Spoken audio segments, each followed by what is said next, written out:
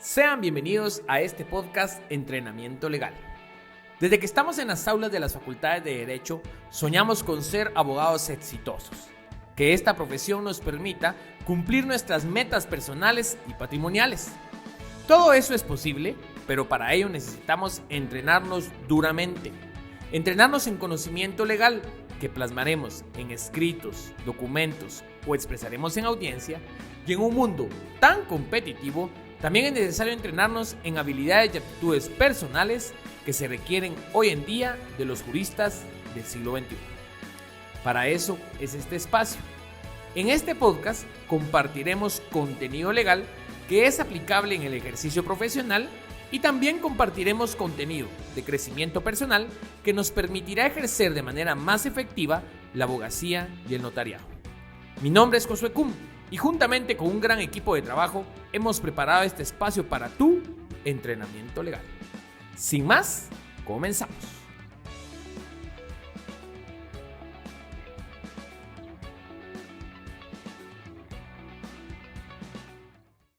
Sean bienvenidos a su podcast Entrenamiento Legal.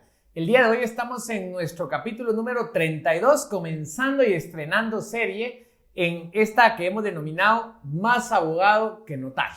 Y realmente lo que queremos es comenzar a afianzar y a fortalecer a todos aquellos que nos gusta más el tema litigioso, el tema de procesos, litigando ando y todos esos tipos de cuestiones, ¿verdad? Solventando esos conflictos que pudiera suscitar nuestros clientes. Y entonces vamos a comenzar con algunas cuestiones muy básicas y vamos a ir platicando de ese tema para afianzarnos. Y muchas veces sabemos que muchos de los que nos escuchan no solo son abogados graduados, sino a veces también tenemos estudiantes y hay algunas dudas que tenemos que vale la pena el tener en cuenta. Como introducción a la serie, quisiera hacer primero una reflexión muy importante. Y es que muchas veces los que somos más abogados que notarios tenemos ese tema de querer irnos al litigio y a veces inclusive nos pasa cuando somos recién graduados, pensamos que ir a presentar un proceso, sí, lo vamos a demandar y usted no tenga pena, y a veces entramos con ese objetivo de querer darle seguridad al cliente, no se preocupe, presentamos la demanda y ahí lo vamos a tener, y entonces ahí, y a veces llegamos a comprometernos y darle a entender a nuestro cliente que vamos a tener medidas muy efectivas en los tribunales y sabemos que irse al sistema judicial es complicado, ¿verdad? Complicado tan solo en nuestra función de abogados, en el sentido que yo siento, para mí los juicios les molesto a algunos son ya como operaciones, ¿verdad? Es como lo que para un doctor fuera una operación, para nosotros son esos escritos, esas audiencias como tal, ya es algo un poco más complejo. Y no solo depende de nosotros, depende muchísimo del sistema judicial, que todos, y no es secreto de nadie, es un hecho notorio y conocido por todos, que tienen una carga de trabajo demasiado amplia que no permite que la justicia sea de una manera tan eficaz. Así que comienzo con una reflexión muy importante.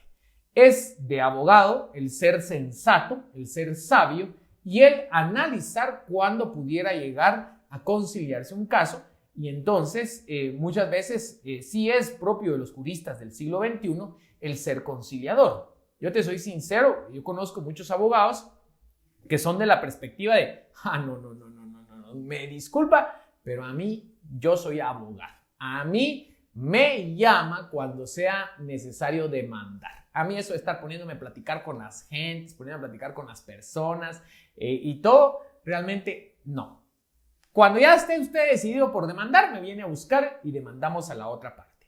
Y te comento que los respeto mucho y normalmente son personas que ya tienen bastante años de ejercicio profesional y los comprendo porque muchas veces han sido producto de esas experiencias en donde muchas personas dan largo, al final hasta nuestro mismo cliente se arrepiente y todo, y al final de cuentas es un desgaste de locos, no es tan claro pactar honorarios como fuera un juicio. Y entonces al final de cuentas es un desgaste innecesario que a veces ni siquiera nos quedamos con el juicio, con el cliente, ni solucionamos el problema y solo nos desgastamos y de verdad se vuelve bien complicado. Así que comprendo a esos colegas y te lo comparto porque a veces es una perspectiva que vale la pena platicar, la verdad, el que te diga, no, disculpe, pero yo no decido como profesional no someterme a los procesos de conciliación y negociación. Yo decido como profesional irme directo cuando haya un litigio que solventar.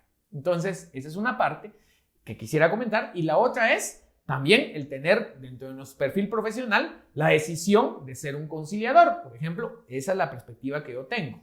Que en los casos, en base a mi perspectiva y a lo que considero yo, siempre intento buscar ser conciliador en las cuestiones. Analizo el caso y te quiero comentar, en mis primeros años de ejercicio profesional, yo era de aquellos como que intentaba decir y miraba el arco iris y todo, sí, que toda la gente es buena onda y todo. Me he topado que realmente hay personas que tienen malicia, tienen mala fe y que simplemente le van a dar a uno largas. Hoy por hoy sigo en mi perspectiva de la importancia de la negociación antes del conflicto, pero también tengo mis medidas cuando ya me estoy dando cuenta en una medida corta o les doy ultimátum a la otra parte para que cumpla su palabra y ante el más mínimo indicio de mala fe o de incumplimiento o que es de aquellas personas que están acostumbradas a no cumplir con lo que se comprometen, pues en ese caso abandono la vía conciliatoria y digo, conciliemos pues, pero conciliemos ya sobre la demanda que voy a presentar para no estar perdiendo mi tiempo.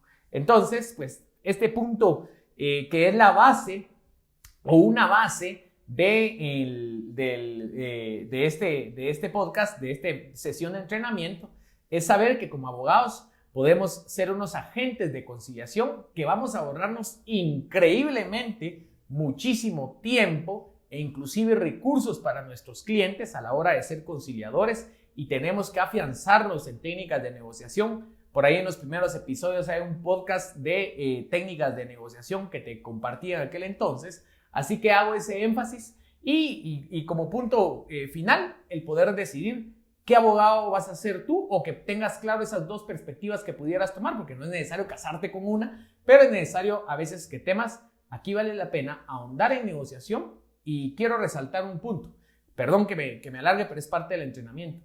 No tienes idea lo genial que es encontrarse en la otra parte un colega pacificador igual que uno. Y entonces mire Lick, yo sé que usted está del otro lado y su chance es estar del otro lado, mi chance es estar de mi lado, usted se gana sus frijolitos de aquel lado, yo me gano mis frijolitos de este lado, pero los dos queremos, tranquilos, lo mejor que sea para nuestros clientes, ganar o al menos perder, pero perdamos lo mismo, ¿verdad? Cada uno, medio camino usted, medio camino yo, lleguemos a un acuerdo, mire que esto no me parece, pues hagámoslo de esta forma, esto a mí no me parece, ni nada. Y miren qué genial es trabajar con esos profesionales que no toman el problema personal, sino al contrario, son unos agentes de conciliación y yo de verdad fomento y diría es algo de sensatez, sabiduría, cuando las circunstancias lo permitan. Así que ese es el punto inicial del abogado litigante, ¿verdad? El saber que no es necesario irnos a litigio, no es necesario irnos a tribunales. Hay veces que es más sabio el ahondar en una conciliación. Ahora quisiera comenzar con el tema de este podcast, que el tema de este podcast se denomina ¿qué juez es competente? Y acá lo que quisiera hacer una revisión general es que hemos escuchado que en Guatemala existe que los jueces de materia penal, de competencia penal, que los jueces en materia de trabajo y previsión social, que es jurisdicción privativa, ¿verdad? La jurisdicción privativa de familia, la jurisdicción privativa de la niñez y la adolescencia, y que tenemos también los temas de cuentas, el económico coactivo, tenemos el contencioso administrativo y en general estos distintas materias ya a veces no tenemos una clara procedencia y uno de los más usados que son la competencia civil, ¿verdad? Y no tenemos una clara diferencia de cuándo procedería cada uno, así que vamos a hacer un resumen como este primer capítulo sobre cuándo utilizar cada una de las competencias por razón de la materia en cada uno de los procesos que puedan llegar a nuestra oficina profesional o inclusive yo reto, ¿verdad? Para que esto es una básica de cualquier abogado y notario inclusive, ¿verdad? Obviamente es básico saber cuándo procede cada una de las competencias por pura cultura general y legal que tenemos que tener. Comencemos con la competencia penal. Cada vez, ¿cómo sé que es un conflicto de naturaleza penal? Obviamente, cuando la conducta de mi contraparte se adecue a el tipo penal que considero que esa persona cometió. Entonces, algo importante es que cuando estamos hablando de penal, porque hay delitos por medio, y tú tienes que encuadrar esa descripción del hecho en algún tipo penal. Si no, ahí no tienes nada penal, ¿verdad? Tienes que encuadrar eso que le hicieron a tu cliente como tal, o que hizo tu cliente, ¿verdad? En ese tipo penal, y entonces lo encuadras allí en esta jurisdicción y competencia de materia penal. Y no se te tiene que perder de vista que la acción penal se divide en los delitos de acción pública, de acción privada, acción pública a instancia particular y acción privada. Y esto es importante porque los delitos de acción pública, perseguibles de oficio por el Ministerio Público, tú puedes presentar una denuncia y el Ministerio Público lo va a continuar. También procede querellas, prevenciones policiales y inicios de oficio como actos introductorios. Pero en general nosotros cuando nos llega el cliente pudiéramos nosotros decidir, bueno, ¿sabe qué? Lo acompaño, vamos a presentar la denuncia en este momento y usted lo puede acompañar o a veces hay abogados que lo mandan, ¿verdad? Vaya a presentar su denuncia y ya sobre cuando haya presentado su denuncia me trae el papel y vemos cómo continuamos. O inclusive hay veces que uno dice, no, aquí vamos a hacer bien planchada la denuncia y hacen la denuncia por escrito como tal que pudiera proceder en este caso. Así que esa es una de las cuestiones, los delitos de acción pública, puedes presentar una denuncia, también pudieras hacer querella. Los delitos y el Ministerio Público continúa de oficio. En los delitos de acción pública a instancia particular, pues también sucede de una manera importante. La diferencia acá es de que estos delitos siempre tienen que iniciarse por instancia de particular, siempre a través de una denuncia o querella. El Ministerio Público no los pudiera perseguir de oficio a diferencia del primer grupo.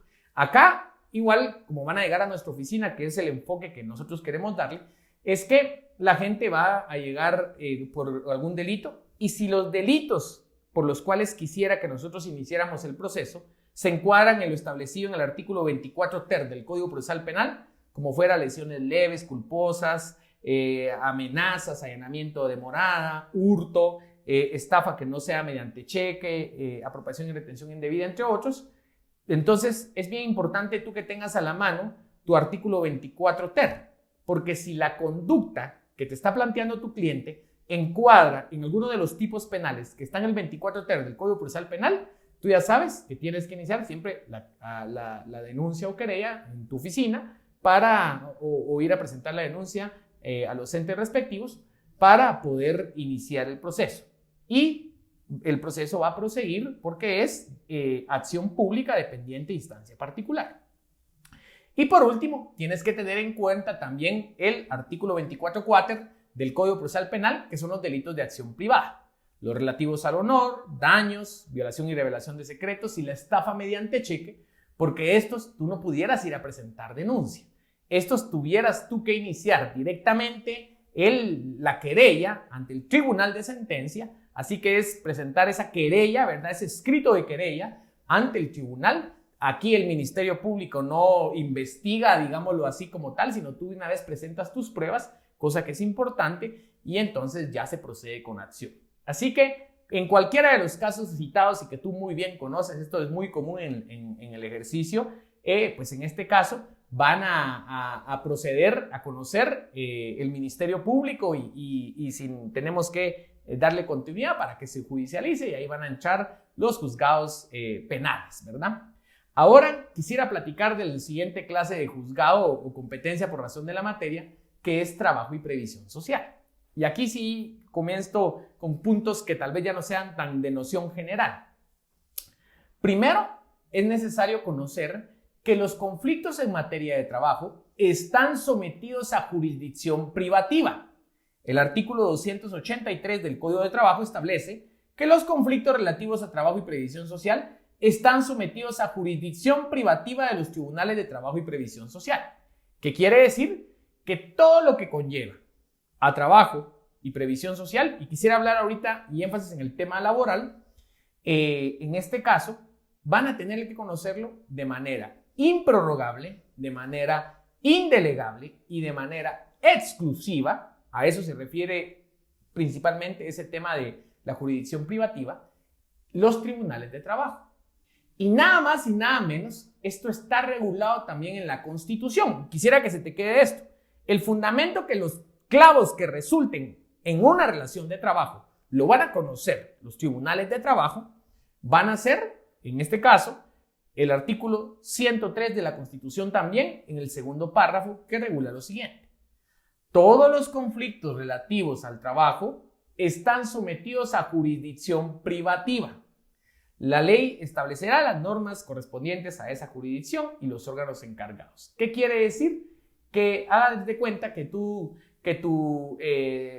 quieres ejecutar a un trabajador por motivo de cosas de trabajo y promover un juicio ejecutivo. No pudieras ejecutarlo ante un juzgado civil, porque jurisdicción privativa de trabajo. ¿Quieres demandar en daños a un trabajador? No pudieras ante un juzgado civil, te tienes que ir a un juzgado de trabajo. Quieres demandar por ejemplo, la vez pasada hubo una demanda por incumplimiento de un contrato, porque había una cláusula de no competencia que demandó un abogado ante un juzgado civil. Ojo, el juzgado civil lo admitió a trámite la demanda. ¿Y qué hizo el abogado de la contraparte? Pues planteó una incompetencia y obviamente declararon con lugar, porque todos los conflictos que se deriven de la aplicación de las normas de trabajo van a llevarse a cabo y se van a dilucidar a la jurisdicción privativa de trabajo. Acá muchos ahorita se estarán preguntando, mire Lick, ¿y si comete el delito el trabajador? Yo he visto que los denuncian ante el Ministerio Público. Y obviamente, si es por acción de delito, se acuerda de que a ti nadie te puede obstaculizar tu ejercicio de la denuncia, y es normal que se denuncie a los trabajadores cuando han cometido algún delito en perjuicio del patrono o de cualquier otra persona relativa allí. Y entonces se presentan denuncias, inclusive violencias contra la mujer, delitos contra el patrimonio y demás. Se presentan las denuncias ante los órganos penales y se prosiguen ahí como tal, esas acciones penales como tal. Así que eso es procedente, voy a decir como tal, sin perjuicio que cualquier defensa que pudiera ejercer el abogado como cuestión prejudicial y que el derecho penal es la última ratio y que la jurisdicción privativa. Así que ya te doy algunos elementos ahí. Pero en conclusión, lo que me quisiera quedar claro es que todo lo que es relativo al trabajo está sometido a jurisdicción privativa de los tribunales de trabajo y previsión social. Y el único juzgado que lo debe conocer de manera improrrogable, indelegable y exclusiva son los tribunales de trabajo. Artículo 103 de la Constitución, segundo párrafo. Platiquemos un poco de esos grandes desconocidos como tal y vamos a ahondar en materia de cuentas. Es bueno que sepas, tú sabes que existe un tribunal de segunda instancia de cuentas y no sabía, o no sé si tú conoces, que existe un juzgado de primera instancia de cuentas. Y aquí voy a dejar una pregunta en unos segundos retórica. ¿Sabes tú de dónde derivan los juicios de cuentas y a qué hace alusión la materia de cuentas? Y muchos decimos, híjole, chica, no, realmente no. Y te quiero comentar. Primero, también la materia de cuentas está regulada en la Constitución, artículo 220, que regula lo siguiente. La función judicial en materia de cuentas será ejercida por los jueces de primera instancia y el Tribunal de Segunda Instancia de Cuentas. Entonces te comparto que existe una materia de cuentas donde existe un juzgado de primera instancia de cuentas y que en apelación conoce, es decir, en segunda instancia conoce el Tribunal de Segunda Instancia de Cuentas. Esto existe. Y en resumidas cuentas, quisiera explicarte en qué consiste esta materia. Y esto deriva de los expedientes de auditoría que pudiera tramitar la Contraloría General de Cuentas. Entonces, imaginémonos que la Contraloría General de Cuentas, en esa función de control externo gubernamental, interno y externo gubernamental, ¿verdad? Pero hace una auditoría como tal en ese control externo, hace una auditoría la Contraloría General de Cuentas y determina que ha habido una pérdida o menoscabo en los intereses del Estado. Si determina que ha habido una pérdida o menoscabo, obviamente le tendría que dar la audiencia al funcionario, él va a pretender desvanecer lo que le llamamos el hallazgo, pero si en el informe final, luego de hecho los comentarios por el responsable, la Contraloría dice no. Acá se confirma el hallazgo. Acá la Contraloría en su informe, tú puedes buscar informes de la Contraloría y hay un apartado que le llaman acciones legales y ahí la Contraloría va a poner una conclusión similar a algo como formulación de cargos. Cuando la Contraloría en ese informe de la auditoría determina que es procedente formular cargos, quiere decir van a iniciar un juicio de cuentas. Van a iniciar un juicio de cuentas. Este juicio de cuentas está regulado en la ley del Tribunal de Cuentas. Entonces, ¿qué quisiera yo que tuvieras al menos como noción? Primero, que tuvieras claro que existe la materia de cuentas. Segundo, que existe un juzgado de primera instancia de cuentas y un tribunal de segunda instancia de cuentas. Tercero, que estos procesos derivan de las auditorías que practica la Contraloría y en aquellos en que después de terminado el proceso de auditoría, en sus informes finales, ellos han concluido que es procedente formular cargos y entonces presentan la demanda del juicio de cuentas. El objetivo del juicio de cuentas es que un juzgado, ¿verdad? En este caso el juzgado competente, va a determinar si existió una pérdida en el patrimonio del Estado y en su caso la restitución de ese dinero al Estado. Así que te comento que la materia de cuentas es cuando la Contraloría demanda en acción de cuentas, luego que existe un expediente con reparos no desvanecidos o bien con hallazgos confirmados o bien donde se haya concluido que es procedente formular cargos. Así que al menos estas nociones es necesario que puedas tener tú en el tema del juicio de cuentas. Ahora te comparto y me paso a la parte económico-coactiva. El juzgado de lo económico-coactivo, que a veces uno dice como porque es juzgado de primera instancia civil y económico-coactivo, normalmente, o hay muchos que están de esa forma, hay algunos que son específicos, pero en el juzgado económico coactivo, en materia económica coactiva, ¿qué es? Primero es necesario tener claro que lo económico coactivo son procesos de ejecución. ¿Qué quiere decir? Ya es para ir a cobrar, es para ir a cobrar. Y tenemos dos leyes que regulan juicios económicos coactivos. El primero de ellos es el Código Tributario. Entonces aquí te lo resumo. Cuando la SAT, en general, vaya a querer cobrar impuestos que ya se encuentran firmes, que ya no están en discusión ni nada, para cobrar esos impuestos la SAT utiliza el económico coactivo que está regulado en el Código Tributario. En el artículo 171 del Código Tributario establece que el juicio económico coactivo procede para cobrar en forma ejecutiva los adeudos tributarios. Así que al menos sepa, económico coactivo, eso hay uno en el Código Tributario para cobrar adeudos tributarios. Es un proceso de ejecución, ir a cobrar. Ahora tenemos también un económico coactivo regulado en la ley del Tribunal de Cuentas. Y este económico coactivo regulado en la ley del Tribunal de Cuentas, a su vez, es un proceso de ejecución, pero este proceso de ejecución procede para cobrar los fallos en materia de cuentas. Haz de cuenta que en el caso anterior, en el juicio de cuentas, la Contraloría ganó y condenaron al exfuncionario o funcionario a restituir una cantidad de dinero y no la pagó voluntariamente. Entonces, ¿cómo van a demandar ese cobro? A través de lo económico coactivo en base y regulado en el artículo 45 y demás disposiciones de la ley del Tribunal de Cuentas.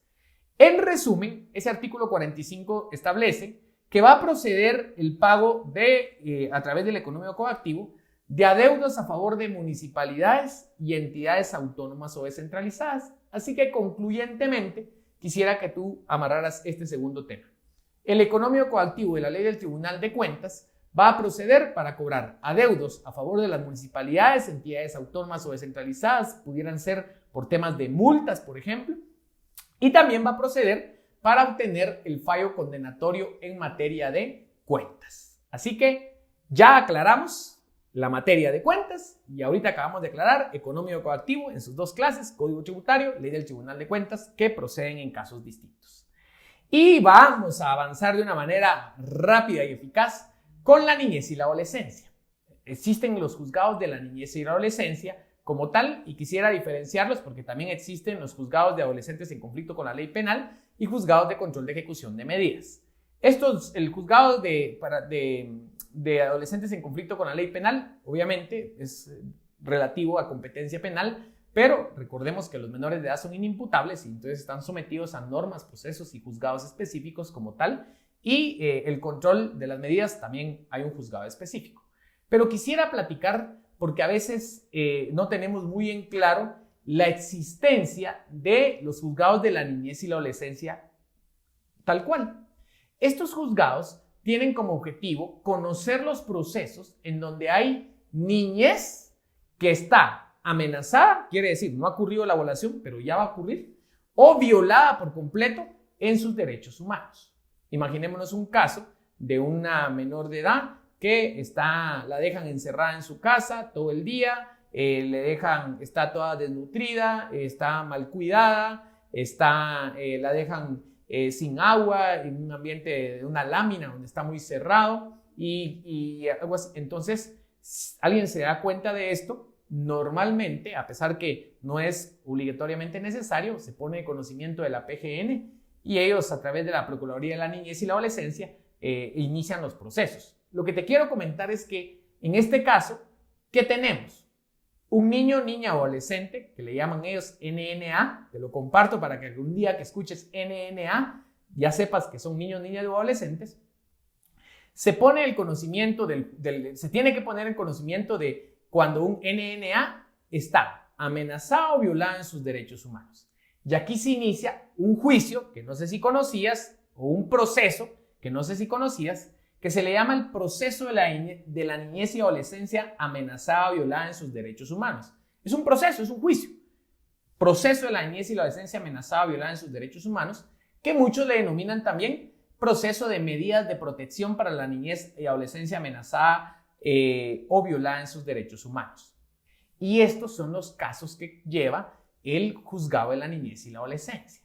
Así que es importante, si tú conoces los lamentables casos que a veces salen en las noticias o que tú has conocido, en donde que están atentando contra la indemnidad sexual de un menor de edad, o le están violando en cualquier forma, o le están amenazando, violando en cualquier forma sus derechos humanos, pues acá aplican las disposiciones de la Ley para la Protección Integral de la Niñez y la Adolescencia, que es la famosa Ley PINA o LEPINA, y aplica este proceso. Y aquí se discuten instituciones como lo pudiera ser el abrigo provisional de las personas, de los menores de edad, sea en familia biológica, familia ampliada, o institucionalizarlos, ¿verdad? Que es todo un tema específico, así como todas las ramas que tienen su especialidad. Mi objetivo es que tú conozcas primero lo conozcas por cultura y segundo porque pudiera interesarte los temas y ahondar en ellos. Vamos a seguir ya de una manera de bajada con el juzgado de familia, la materia de familia. Materia de familia, según la ley de tribunales de familia, son jurisdicción privativa. Tú ya sabes, ¿verdad? Que todos los casos de familia los deben conocer de manera improrrogable, indelegable y exclusiva los jueces de familia. Y acá tú tomas tu libro número 1 del Código Civil y muchos de los conflictos de ese libro 1, si quieres comenzar desde la incapacidad, ¿verdad? La incapacidad que es interdicción. Tú cuando declara interdicción vas a declarar incapaz y va a quedar la persona en representación de su patria potestad, de quien ejerza la patria potestad o tutela. Así que toda interdicción conlleva patria potestad o tutela. Normalmente se denomina tutela. Entonces, agarras tu Código Civil desde la interdicción y después te vas al 78, matrimonio, nulidad o insubsistencia del matrimonio, divorcio, unión de hecho, cese de la unión de hecho. Te vas después al tema de paternidad y filiación, patria potestad, tutela, alimentos entre parientes, patrimonio familiar. Agarras esa parte y todos esos son conflictos de familia. Un norte es lo regulado en el artículo número 2 de la Ley de Tribunales de Familia, que entre otros temas dice, los quise ordenar en este orden: matrimonio, unión de hecho, divorcio, separación, nulidad de matrimonio, cese de la unión de hecho, alimentos, paternidad y filiación, patria potestad, tutela, adopción, protección de las personas, reconocimiento de preñez o parto y patrimonio familiar. Así que una ayuda de memoria que hice yo es agarrar mi libro 1 y todas esas instituciones después del matrimonio. Solo tomé antes la interdicción porque indudablemente cuando hacemos alusión a la interdicción es porque hay tutores que tenemos que tomar. A mí, ¿cómo me había costado en un inicio de mi ejercicio y cuando estaba estudiante determinar cuándo era competente el juez de familia y cuándo era competente el juez de primera instancia civil? Pues con esto se aclara. Como te digo, del 78 en adelante hasta el patrimonio familiar y solo toma la interdicción y ahí está todo lo relativo a familia, incluyendo la adopción. Familia, nítido. Vamos al tema de lo contencioso administrativo. En el tema de lo contencioso administrativo es necesario que cuando a ti te digan contencioso administrativo se te venga 221 de la Constitución Política de la República. Porque en el 221 de la Constitución Política de la República tenemos el fundamento constitucional del Tribunal de lo Contencioso Administrativo. Y ahí nos dice 3 aspectos que nosotros siempre resaltamos. El Tribunal de lo Contencioso Administrativo es el contralor de la juridicidad de la administración pública. ¿Eso qué quiere decir?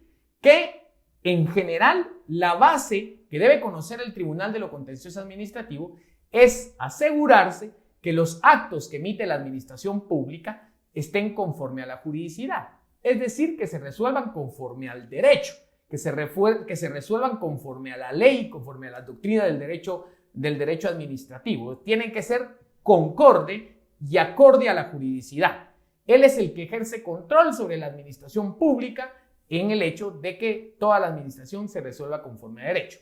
Y tiene específicamente funciones para conocer contiendas por actos o resoluciones de la administración o controversias derivadas de contratos y concesiones administrativos.